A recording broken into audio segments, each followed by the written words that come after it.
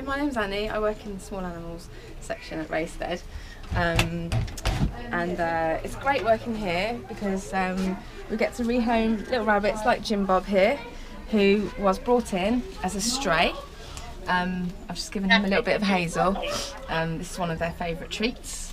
And Jim Bob came in quite nervous, probably because he had been on the streets and was a little bit scared, but we've built up his confidence, and he's meeting his new companion tomorrow, because as you know, all rabbits have to have a companion.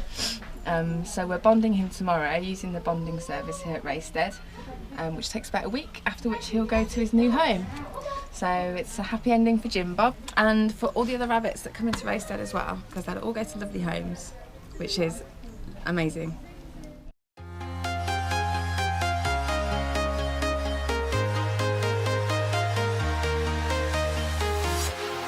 Walking alone, the streets are empty. The only thing I can see is my own silhouette. I'm getting stronger, step by step. The clock is ticking, but there's no time for regrets. I've been flying from town to town, from London to Taiwan. I've been all around the globe, trying to protect your soul.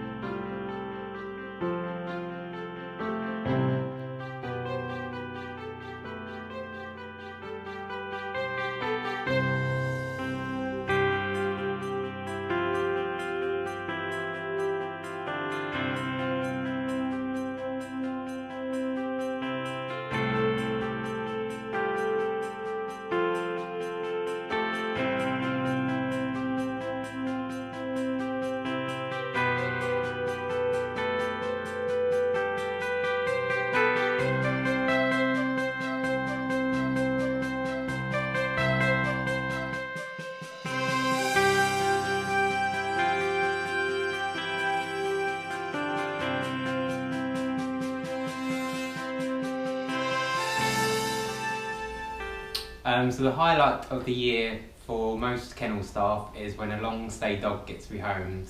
Your long stay dogs are here for about sort of maybe 3 to 6 months. A lurcher called Sydney, he got rehomed only a couple of weeks ago, so that was here for 7 months. He was very sweet boy, and you know, the longer they're here, the more attached we get to the dogs. Also, we had a sort of a Mongolian type staffy called Blaze. Again, he was here for 6 months. He came in, he was very nervous, hadn't had too much experience of like the outside world, so it was all a bit much. And again, we got very attached to him, and he got rehomed with this nice couple. He's been doing great there, and he even lives with a cat which he didn't live with before. The best thing about working in the kennels is obviously spending lots of time with the dogs. Recently we had a dog called Django. It took me 3 weeks to get around him, and then in the end we were like best buds, and so it's always great when you gain the dog's trust. Yeah, when they go to new homes, they're just completely different dogs, and we always like seeing them after as well. Lots of people bring their dogs up after, and when they get rehomed, it's always the best thing.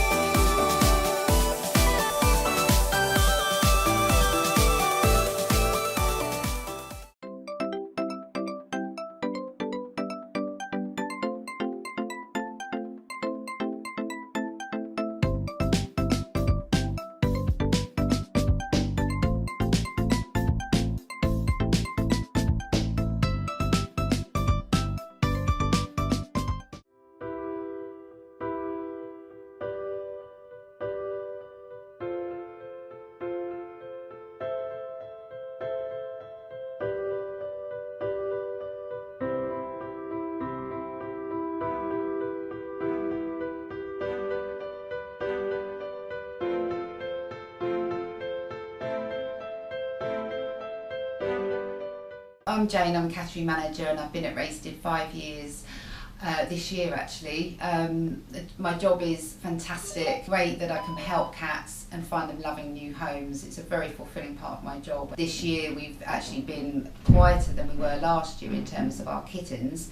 Last year we were absolutely inundated. This year it's been a much slower start. Hopefully that does mean that finally people are actually getting their cats neutered.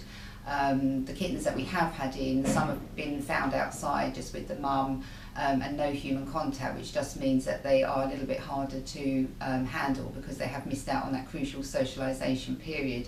But we're working with them, and hopefully they'll all find loving homes as well. Some other cats that we had in this year were Jasmine and Patch. They came in from an indoor only home, and that was all they'd ever known. So obviously when they came to us they were extremely frightened. And actually we found them quite difficult to handle because they would lash out because they were frightened. This obviously meant that when we were trying to show them for potential homes, people were put off obviously because they couldn't actually view them very easily. Jasmine in particular would just lash out like a ninja, very quick. We wanted them to have some sort of outside space. And this couple came along finally, and within a day of them going out to their new home, they were completely different cats. So it does show that sometimes cats in a category don't cope very well. So I always say to people, please don't judge them on how they are here, because in a home they can be completely different, and Jasmine and Patch proved that point very, very well. So we're very pleased that we actually found them a loving home.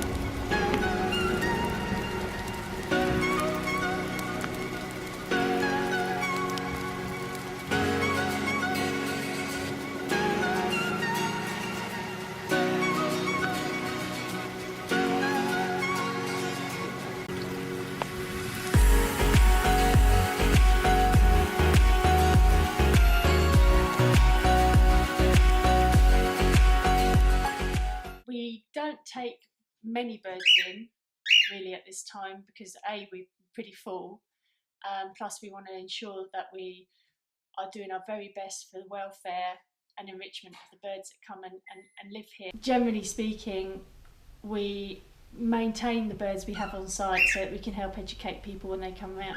And the lady that brought Mojo in clearly obviously was quite concerned about him being stuck in the cage, wanted to see him in an aviary and with companionship.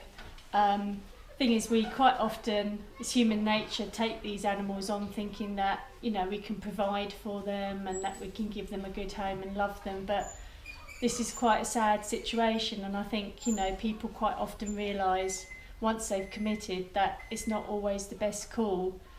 And I think if I was talking to somebody who's considering taking a bird on, I'd say do your research, see if you can provide the care, the attention, the facilities, the correct diet, veterinary care, everything, the whole kit and caboodle, if you can provide that for that bird, because you've got many years to consider that. And I think, you know, thankfully this lady was concerned enough to try and sort something out to better the future of this bird.